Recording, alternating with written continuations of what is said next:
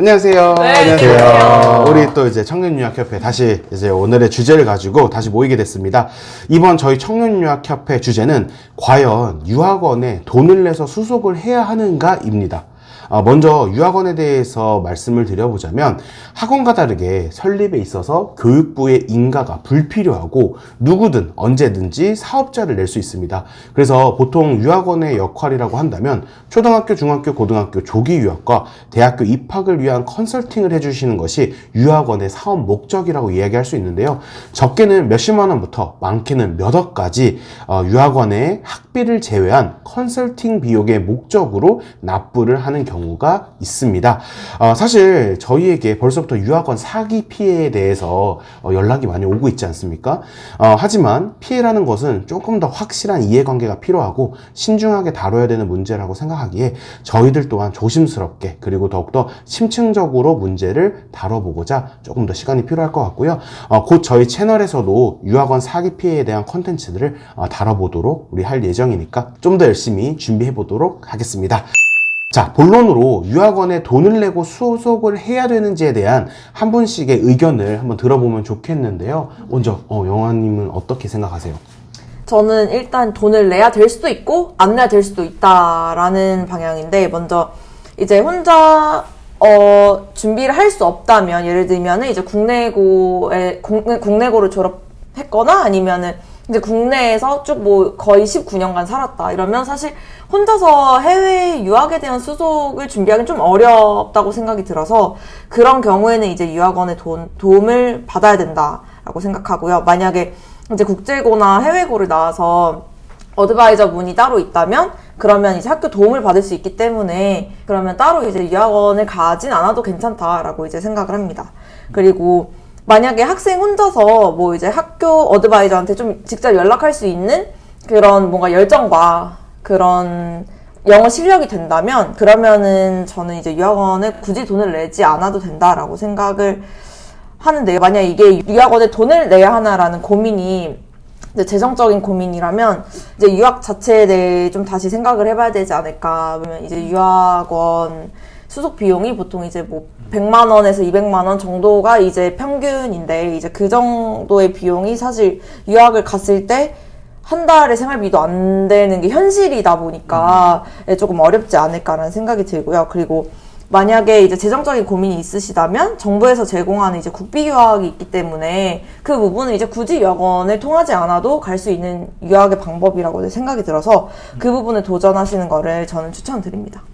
제 친구가 실제로 이제 그러니까 조기 유학을 갔는데 이제 홈스테이 과정에서 그런 유학원을 끼고 갔음에도 불구하고 이제 뭐 제대로 밥도 제대로 안 주고, 그리고 뭐 안전상도 좀 그렇고, 예를 들면 이제 등하교 이제 픽업 해줘야 되는데 그거 제대로 이제 시간 안 맞춰서 오시고, 그러니까 이런 부분에 있어서 이제 되게 스트레스를 많이 받았어요, 친구가. 네, 근데 이제 그런 걸 보면서 홈스테이를 갔을 때도 뭔가 이제 부모님이 가신 게 아니다 보니까 그쵸. 네, 보호해줄 수 있는 사람이 없다면 이제 유학원에 뭔가 도움의 요청을 할 수 있는 점이 있다는 거.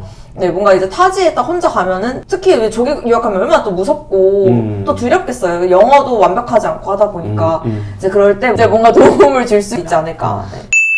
유학에 관심 있으신 분들이 꼭 아셨으면 하는 게 있는데, 뭐냐면은 유학원들에서 제공하는 서비스가 각각 많이 다르다는 겁니다. 그래서 유학원마다 제공하는 서비스도 너무 다르고, 서비스 자체는 비슷하다고 한들 유학원마다 그 책정하는 가격이 많이 다르기 때문에 다른 어떤 상품이나 서비스를 살 때보다 더 신중한 조사가 필요하다고 생각되는데요. 그래서 또 예를 들면은 어떤 유학원은 뭐 수속 비용만 청구하는 유학원이 있는 반면에 또 어떤 유학원은 합격을 하면은 합격 비용을 따로 또 청구하는 유학원이 있기 때문에 자기 니즈에 맞는 유학원을 찾는 게 가장 중요해 보입니다. 그럼 어떻게 조사를 하고 무엇을 조사하느냐라는 질문이 생길 수 있는데, 우선 본인의 니즈가 무엇인지 다시 한번 정확하게 확실히 알 필요가 있는 것 같은데, 예를 들어 어떤 학생은 학교 지원서 자체를 내는 과정이 너무 어렵게 다가올 수 있기 때문에 그거에 대해서 도움이 필요할 수도 있고, 반면에 어떤 다른 학생은 지원 자체는 내가 할 수 있는데 에세이 첨삭만 원하는 경우가 있을 수 있기 때문에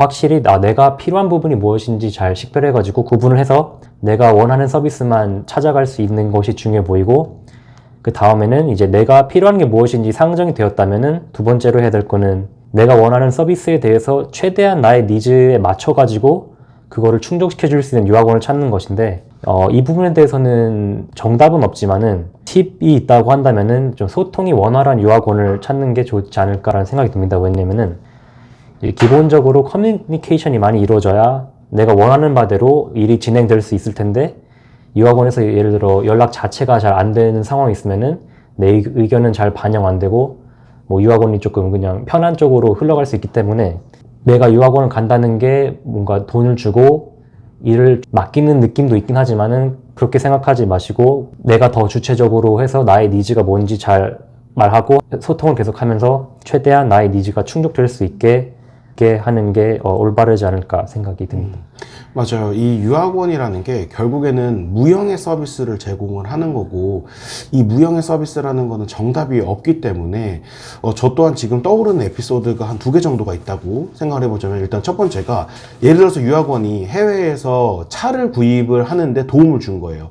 근데 그 차를 구입하는데 도움을 주는 비용으로 얼마를 줬는데 알고 보니까 이제 학생들은 처음에 차를 잘 모르니까 그 차에 대해서 그냥 마냥 좋다고 생각을 하고 받았지만 나중에 알고 보니까 내부가 굉장히 뭐 이렇게 썩어 있는 차라고 가정을 해볼게요. 근데 나중에 대해서 그거를 알았을 때 유학원이 그 차를 구해준 거에 있어서 내가 수속비를 지불한 것이 타당했느냐 안 했느냐에 대한 것도 내가 차를 모르는 상태에서 그 부분에서 서비스를 받았을 때는 그게 타당하다고 생각했지만 나중에 시간이 지나서 알고 보니까 이거는 또 잘못된 거라고 생각할 수도 있고 결론적으로는 안 좋게 끝났지만 또 그 당시에는 또 문제가 또 없었던 거고 이게 아는 만큼 결국에는 보인다라는 뜻으로도 해석이 되는데 그러다 보니까 그런 서비스에 대한 비용이 얼마가 딱 측정이 되어 있는 게 아니다 보니까 소비자들이 어떻게 느껴지냐에 따라서 굉장히 좀 다를 것 같고 또 두 번째 에피소드 같은 경우에는 이제 쉽게 유학원들이 하는 역할들이 이제 에세이 우리 대학교에 갈 때 에세이 첨삭이라든지 이런 것들을 많이 해줘요. 근데 글이라는 것도 사실상 어떤 사람들이 읽기에 다 읽는 그 느낀 점들이 다르단 말이에요.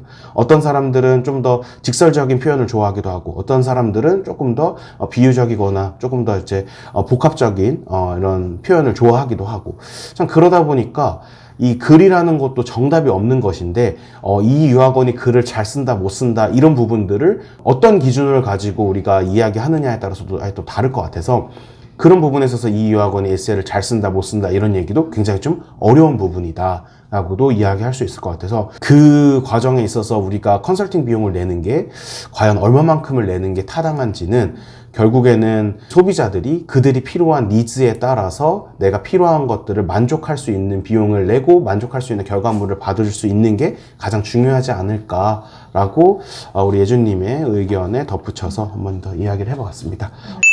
구체적이어야 되는 것 같아요. 그러니까 소비자도 원하는 것이 구체적이어야 되고 그러려면 소비자도 잘 알아야 되고 그렇죠. 제공하는 서비스자의 입장에서도 맞아요. 굉장히 구체적으로 이렇게까지 이걸 보장해 줍니다 라는 맞아요. 부분을 확실하게 명시를 해야 맞아요. 이게 뭔가 오해가 생기지 않는 것 같아요. 네. 맞아. 학교에다가 우리 자녀를 맡기는 거랑 유학원에 자녀를 맡기는 거랑은 다르거든요. 그죠? 학교에는 의무적으로 여러 선생님들이 우리 자녀를 위해서 굉장히 많은 의무교육으로서 케어를 해주지만 유학원은 어떻게 보면 영리적인 목적이고 결국에는 하는 역할에 대한 컨설팅 비용을 받고 수속 비용을 받는 거기 때문에 그런 비용에 있어서 어떤 역할을 하는지도 구체적으로 양쪽 다 알 필요가 이야기를 충분히 커뮤니케이션 할 필요가 있다라고 생각이 드네요. 일단 저의 의견 같은 경우에는 유학원의 역할에 대해서 소비자분들 또한 다시 한번 생각해 봐야 되지 않나라는 주장이에요. 물론 자신들의 유학원을 통한다면 뭐든지 다 이루어질 수 있을 것처럼 홍보하는 업체의 문제도 있다라고 생각은 합니다. 다만 소비자분들께서도 비싼 유학원을 통한다면은 엄청난 성과를 얻을 수 있을 것이라는 생각 또한 저는 문제라고 생각이 들어요. 그래서 우리나라의 교육의 현장에서 보자면 서울 밤 10시 이후에 학원에서 교습 안 된다라고 하더라도 심야 시간에 운영하는 학원도 많고요. 고등학생뿐만이 아니라 현재 지금 2살, 3살짜리 아이한테 수백만 원짜리 과외를 시키고 있고 또 유명한 영어 유치원이나 국제학교를 보내기 위해서 학부모님들의 다양한 노력이 있다라는 것도 아시는 분들은 이미 아시고 계실 겁니다. 어릴 적부터 누군가에게 돈을 내고 자녀 교육을 남들보다 더 잘 시켰다라는 부모님들의 욕심으로 인해서 유학원에 아주 비싼 비용을 내는 것이 요즘 시대에 당연시되고 있지 않는가. 또한 이로 인해서 아이들은 점점 자신이 스스로 할 수 있는 힘을 잃어가고 있는 것이 아닐까라는 생각도 들곤 합니다. 제가 온라인 커뮤니티에서 좀 본 것인데 해외 대입 에세이를 쓸 때 유학원의 도움을 받지 않은 에세이를 제출한 대학만 합격했다라는 사례도 실제로 볼 수 있었어요. 그러니까 즉 대학교도 되게 공장처럼 만들어낸 유학원의 에세이보다 진솔하게 쓴 학생의 에세이를 선택했다라는 부분도 실제 사례로서 볼 수 있었고, 반대로 학부모님들의 적극적인 노력으로 인해서 더욱더 성공하거나 더 나은 삶을 살고 있다라는 사람들도 실제로 적지 않게 보이곤 있습니다. 그렇기 때문에 유학원에 납부하는 비용은 소신껏 측정하시되, 다만 자녀의 인생에 너무 많은 부분을 이 유학원한테 기대서는 안 된다라는 부분이 제 의견이라고 볼 수 있겠습니다. 자, 오늘 이렇게 정답이 없는 유학원 비용에 대해서 이야기를 좀 해봤어요. 그래서 요즘 저희에게 어떤 유학원을 피해야 하는지 리스트를 달라고 하는 분들도 꽤 있었죠. 실제로 이메일 많이 주시고 계신데, 저희 사단법인 비영리 단체 청년유학협회는 어떠한 유학원과도 현재 협력하고 있지 않고 있으며, 어떤 유학원이 좋고 나쁘다고 하는 단체가 아닙니다. 만약 어떤 유학 관련 협회가 어떤 유학원을 홍보하고 있다면 그것은 비영리 단체가 아닌 영리 목적의 단체일 것입니다. 어떨 때는 인생의 은사님이 되기도 하고, 어떨 때는 사기 업체가 되기도 하는 유학원. 결국 가장 중요한 것은 우리 소비자분들의 신중한 선택이지 않을까라는 생각으로 오늘의 주제 마치도록 하겠습니다. 네, 고생하셨습니다. 고맙습니다.